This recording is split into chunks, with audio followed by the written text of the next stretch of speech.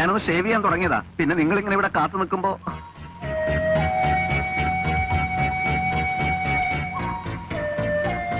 ഇവൻ പോയി ഷേവ് ചെയ്തിട്ട് പാടൂ. മുഖം മുഴുവനും ഉണ്ടല്ലോ പാത. കണ്ണിന്റെ പുരിയും കൂടെ ഷേവ് ചെയ്യാൻ പോവാണ്. ഇത് മിസ്റ്റർ അല്ലല്ല, ഇത് നിങ്ങൾ ഉദ്ദേശിക്കുന്ന ആളല്ല. നേരത്തെ കണ്ടിട്ടുണ്ടോ? അതെ, ലോ കോളേജിൽ വെച്ച്. ലോ കോളേജിൽ വേറെ എത്ര ഹരീഷ്ണന്മാർ കാണും? എന്നെ കണ്ടതായി ഓർക്കുന്നില്ലേ? തീരെ ഓർക്കുന്നില്ല. എങ്ങനെ ഞാൻ ഷേവ് ചെയ്യട്ടെ? ലോ കോളേജിൽ പഠിച്ചിട്ടില്ലേ? പിന്നീട് ഇവൻ ഡിസ്കണ്ടിന്യൂ ചെയ്തു. ആണോ? എങ്കിൽ ഞാൻ വിചാരിക്കുന്ന അതേ ഹരീഷൻ തന്നെ. ഞാൻ ജൂനിയർ ആയിരുന്നു. പിന്നെ നിനക്കെന്താ ഓർമ്മയില്ലാത്തത്? പാമ്പ് കടിച്ചപ്പോ ഓർമ്മയെല്ലാം പോയി. ഞാൻ പോയി ഷേവ് ചെയ്യട്ടെ? ചെന്ന് ചെയ്തു തൊലക്ക്.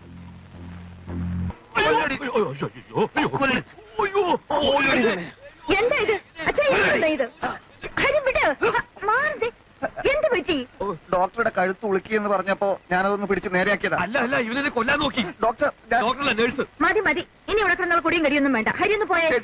നേരം ഒത്തിരി ആയില്ലേ, പോകാനാ പറഞ്ഞത്. ഡോക്ടർ, ഞാൻ മനഃപൂർവ്വം അല്ല. ഓ പിന്നെ തമാശക്ക് എല്ലാവരും അഞ്ഞൂന് കഴുത്ത് പിടിച്ചേക്കാണ്ട് പതിവ്. ഒന്ന് പോടോ ഡോക്ടർ. പോടോ. എന്തായത്? കുറച്ച് ഫ്രൂട്ട്സ്. ഓഹോ, ഞാൻ വിചാരിച്ചു തേങ്ങയാണെന്ന്. ഇത് എന്തിനാണെന്നാ ചോദിച്ചത്? തലയെ തെച്ച് കുളിക്കാൻ സാധാരണ അതിനാണല്ലോ ഫ്രൂട്ട്സ് ഉപയോഗിക്കുന്നത്. സാറേ, ഞാൻ സാറിനെ കണ്ട് നന്ദി പറയാൻ വേണ്ടി വന്നതാ. കാര്യം? ഞാൻ ഈ മോഷണം നിർത്തി സാറേ. അയ്യോ, അതെ, രാഷ്ട്രീയത്തിലേക്ക് ഇറങ്ങാൻ പോവുക. എന്തെങ്കിലും ഭാരവാഹിയാക്കാന് പാർട്ടി സെക്രട്ടറി ഏറ്റിട്ടുണ്ട്. കാലം നോക്കാം, സ്കോപ്പ് ഇല്ലേ നമ്മളെ തൊഴിലേക്ക് തന്നെ മടങ്ങും ചെയ്യാം.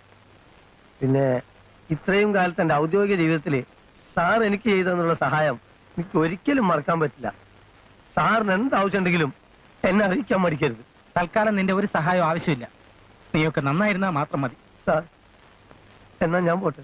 ചെല്ലേ, ഞാനിവിടെ വളരെ സീരിയസ് ആയിട്ടുള്ള ഒരു സംഭവം വായിച്ചോണ്ടിരിക്കാം. Thank you sir.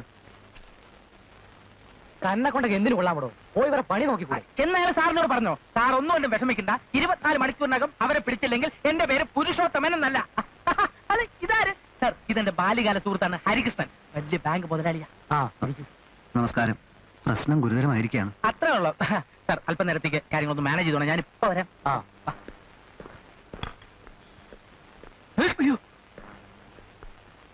SI ആള് നന്ദിയുള്ളവനാ.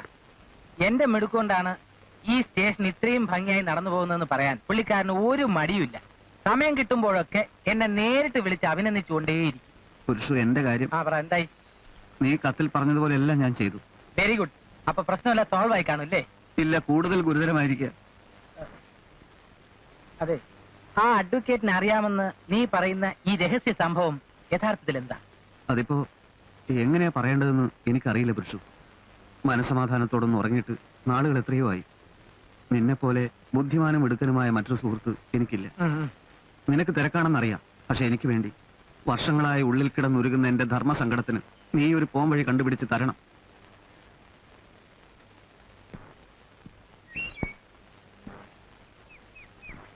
പറഞ്ഞു തുടങ്ങുന്നതിന് മുമ്പ് 10ാം ക്ലാസ്സിൽ വെച്ച് നമ്മൾ പിരിഞ്ഞു.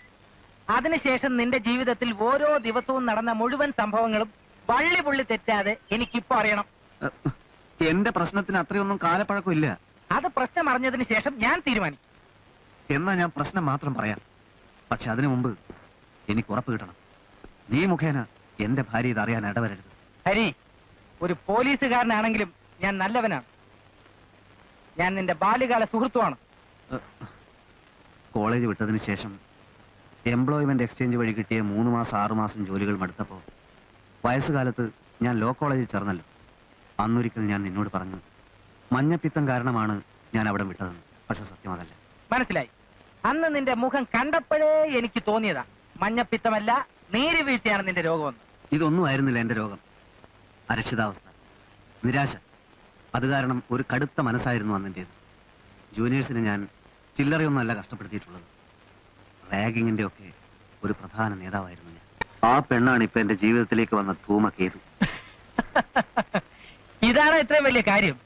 ലോ കോളേജിൽ മാത്രമല്ല, മെഡിക്കൽ കോളേജിലും സാധാരണ കോളേജിലും ട്യൂട്ടോറിയൽ കോളേജിലും എന്തിന് ഞങ്ങളുടെ പോലീസ് സ്റ്റേഷനിൽ പോലും ഇപ്പൊ റാഗിംഗ് ഉണ്ട്. ഈ കാര്യം ഇപ്പൊ തന്നെ നിനക്ക് നിന്റെ ഭാര്യയോട് പറയാവുന്നേ ഉള്ളൂ. ഇതൊരു മുഖവര മാത്രമാണ് പുരുഷു.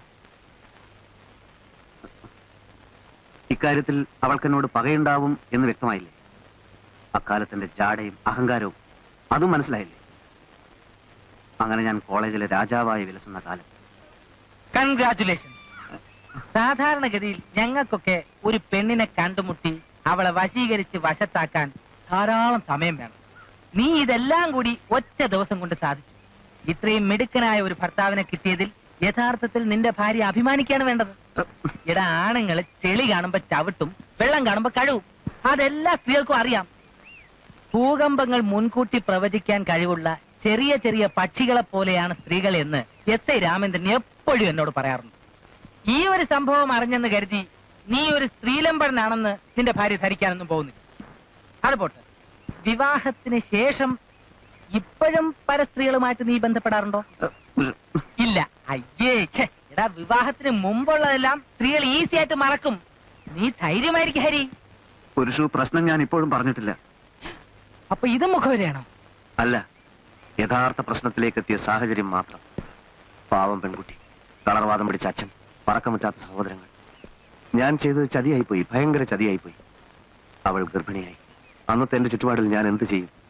അബോർട്ട് ചെയ്യാൻ എത്ര നിർബന്ധിച്ചിട്ടും അവൾ സമ്മതിച്ചിട്ടില്ല. ദ്രോഹി. സ്വന്തം രക്തത്തിൽ പിറന്ന കുഞ്ഞിനെ ഫ്യൂസായ ബൾബ് പോലെ വലിച്ചെറിഞ്ഞിട്ട് നാട് വിട്ട നീ മനുഷ്യനാണോടാ?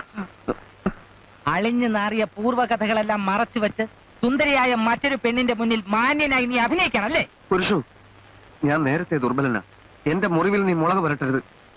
വെറുതെ അല്ലടാ നിനക്ക് കുഞ്ഞുങ്ങൾ ഉണ്ടാകാത്തത്. ഈ പ്രശ്നത്തിന് ഒരു പരിഹാരം മാത്രമേ ഞാൻ കാണുന്നുള്ളൂ.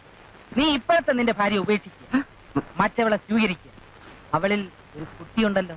പുരുഷു, എന്റെ രണ്ടാം കല്യാണത്തിന് അച്ചാർ വിളമ്പാനല്ല നിന്നെ ഞാൻ വിളിച്ചത്.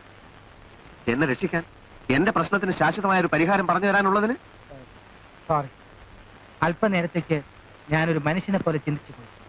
വിഷമിക്കാതെ, പരിഹരിക്കാം. വഴികൾ പലതും തെളിഞ്ഞു വരുന്നുണ്ട്. ഒന്നുകിൽ ഇതോടെ നിന്റെ ദാമ്പത്യം പൂർവാധികം ശക്തിയോടെ പുഷ്പിക്കും, അല്ലെങ്കിൽ എല്ലാം തകർന്ന് തരിപ്പണമാകും. ഏതായാലും ഈ നിമിഷം മുതൽ നമുക്കെന്തും നേരിടാൻ തയ്യാറായിരിക്കാം.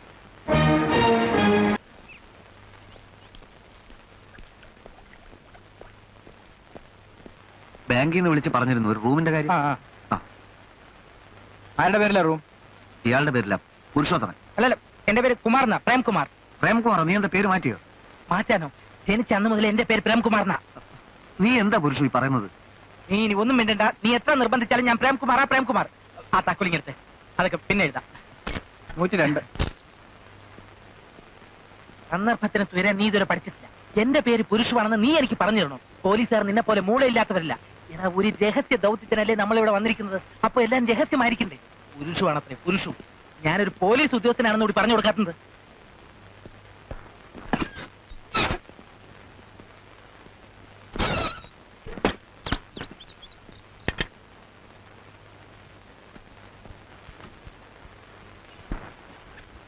നീ കണ്ടുവച്ച പരിപാടി എന്താ? അത് നിന്നോടെന്തിനു പറയണം? പത്രത്തിൽ പരസ്യം ചെയ്തിട്ടാണോ കുറ്റവാളികളെ പഠിക്കാൻ പോണത്? അല്ല, ഇത് എന്റെ കാര്യമാണല്ലോ. നീ എനിക്ക് ഒരു കാര്യം മാത്രം ചെയ്തു തന്നാ മതി. അവളെ, ആ ഇന്ദു എന്ന ഒന്നാം പ്രതിയെ ദൂരെ എന്നൊന്ന് കാണിച്ചു തരിക. അതോടെ നിന്റെ ജോലി തീർന്നു. അവളെ കണ്ടിട്ട് ഞാൻ അവളെ പുഴുങ്ങി തിന്നാൻ പോകുന്നു. എന്താ? നീ എന്തിനാ പുരുഷ ഇങ്ങനെ ചൂടാവുന്നത്? നിന്റെ ഒറിജിനൽ പേര് ഞാൻ കൗണ്ടറിൽ പറഞ്ഞു പോയതുകൊണ്ടാണോ? കൗണ്ടറിൽ മാത്രമല്ലല്ലോ, ഇപ്പോഴും നീ എന്നെ പുരുഷു പുരുഷു എന്നല്ലേ വിളിച്ചോണ്ടിരിക്കുന്നത്. നിന്റെ മുഖത്ത് നോക്കി പ്രേംകുമാർ എന്ന് എനിക്ക് വിളിക്കാൻ തോന്നുന്നില്ല. തീരെ മാച്ച് ചെയ്യാത്ത പേര്. നീ ഒന്ന് പോയേ. നീ നിന്റെ പ്ലാൻ ഒന്ന് പറ. എടാ, ഇത് വലിയ ശല്യമായല്ലോ.